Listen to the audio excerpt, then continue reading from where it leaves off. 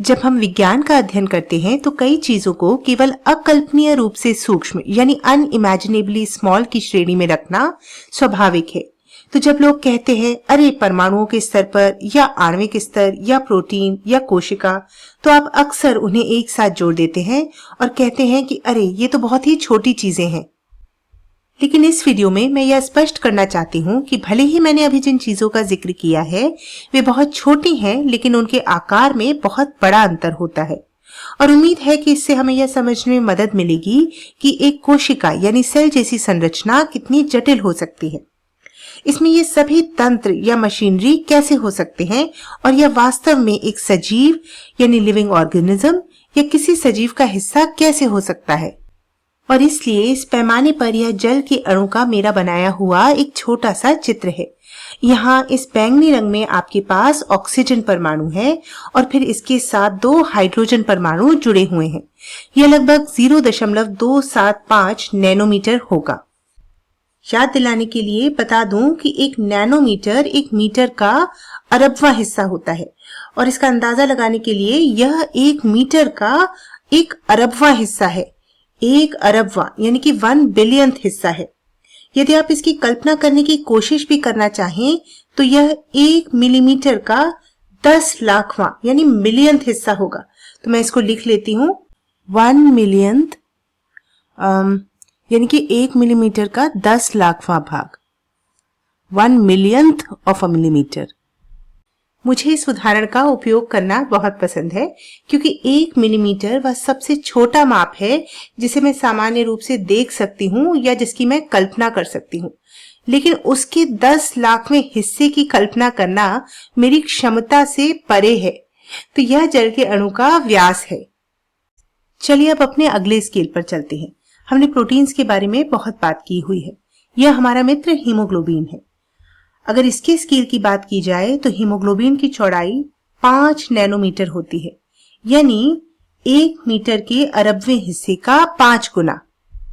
अब यह आपको बहुत छोटा लग रहा होगा और इसलिए इसे अपने मस्तिष्क के सूक्ष्म वाले हिस्से में रखना कुछ हद तक ठीक भी है, लेकिन यह समझना बहुत जरूरी है कि यह जल के अणु से बहुत बड़ा है।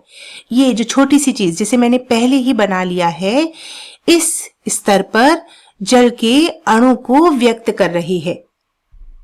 यानी अगर ये पूरी लंबाई 5 नैनोमीटर है तो ये उसी पैमाने पर जल के अणु को बनाने की मेरी एक कोशिश थी। तो जब आप जल के अणु जैसी चीज से प्रोटीन पर जाते हैं तो आप पहले से ही आकार और जटिलता में बहुत ऊपर जा चुके होते हैं। हमने प्रोटीन की संरचना के बारे में बात की है कि वे कैसे रोचक आकार ले सकते हैं और जैविक प्रणालियों के भीतर आश्चर्यजनक और जटिल कार्य कर सकते हैं। चलिए अब अपने अगले स्केल पर चलते हैं।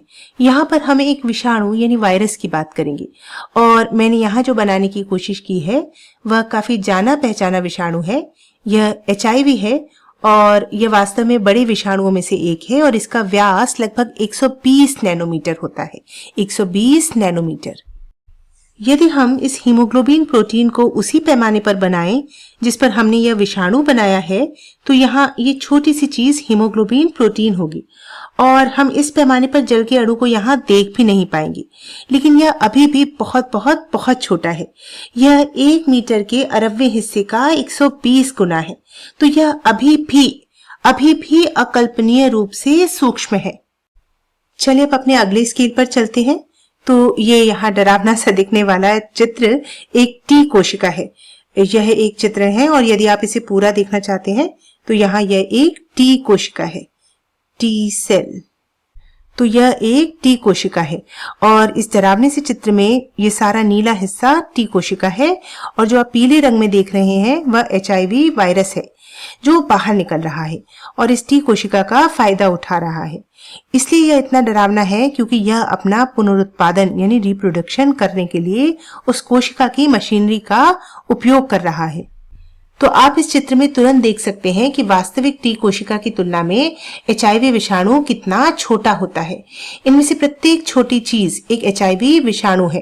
जैसा हमने पहले देखा था कि यह हीमोग्लोबिन प्रोटीन जैसी चीज से बहुत बड़ा है, तो इस स्केल पर हीमोग्लोबिन प्रोटीन शायद सिर्फ एक पिक्सल की तरह दिखाई देगा, सिर्फ एक पिक्सल की तरह दिखाई देगा। और इसी तरह के पैमाने पर इस टी कोशिका की तरह आपके पास लाल रक्त कोशिकाएं जैसी चीजें होती हैं। ये वास्तव में एक तुलना है साथ साथ।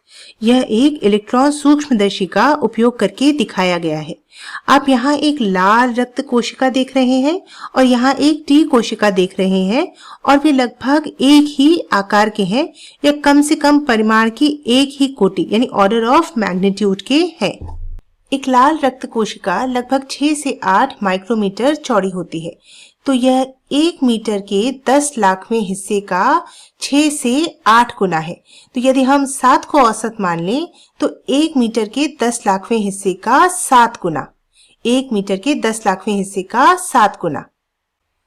पहले हम एक मिलीलीटर के 10 लाखवें हिस्से की बात कर रहे थे और अब हम 1 मीटर के 10 लाखवें हिस्से के 7 गुने की बात कर रहे हैं।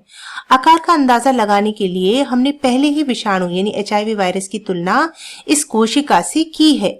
हम उसे सीधे कोशिका से बाहर निकलते हुए देख रहे हैं।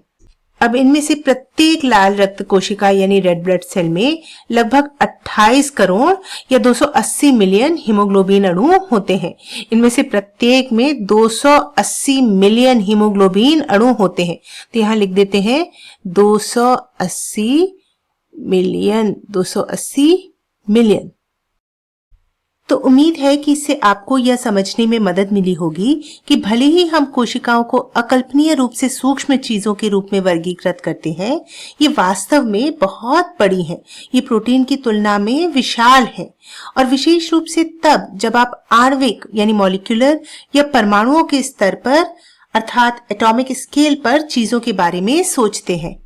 इसीलिए कोशिकाएं इतनी रोचक होती हैं क्योंकि उनमें वास्तव में बहुत अधिक जटिलता होती है। लेकिन यह समझने के लिए कि कोशिकाएं कितनी छोटी होती हैं, हमने इन लाल रक्त कोशिकाओं और टी कोशिकाओं को अपने आप में एक विशाल दुनिया की तरह बताया है जिनमें हर तरह की प्रणालियां काम करती हैं। अब यदि मैं इन लाल रक्त कोशिकाओं के सापेक्ष अभी इस स्क्रीन पर ह्यूमन हेयर की चौड़ाई बनाऊं तो वह लगभग इस वीडियो जितनी चौड़ी होगी। तो अगर मैं ह्यूमन हेयर की चौड़ाई बनाऊं तो वह यहाँ से लेकर लगभग यहाँ तक होगा। और मानव बाल की चौड़ाई में वास्तव में बहुत अंतर होता है, लेकिन फिर भी ह्यूमन हेयर की चौड़ाई लगभग वैसी ही होगी जैसी मैंने यहाँ दिखाई है। यदि आप इस चित्र के पैमाने को देखें तो यह बहुत बहुत बहुत बड़ा है और मैं आपको प्रोत्साहित करती हूँ कि आप अपना एक बाल तोड़ें, उसे देखें, उसे कागज के टुकड़े पर रखें। उसकी चौड़ाई को पहचानना भी मुश्किल है, लेकिन हम कह रहे हैं कि इन लाल रक्त कोशिकाओं की तुलना में वह चौड़ाई वास्तव में आपकी स्क्रीन की पूरी चौड़ाई होगी। हमने पहले ही कहा है कि ये लाल रक्त कोशिकाएं और टी कोशिकाएं अपने आप में एक दुनिया की तरह हैं जब आप इनके बारे में एक विषाणु या विशेष रूप से आणविक पैमाने पे सोचते हैं।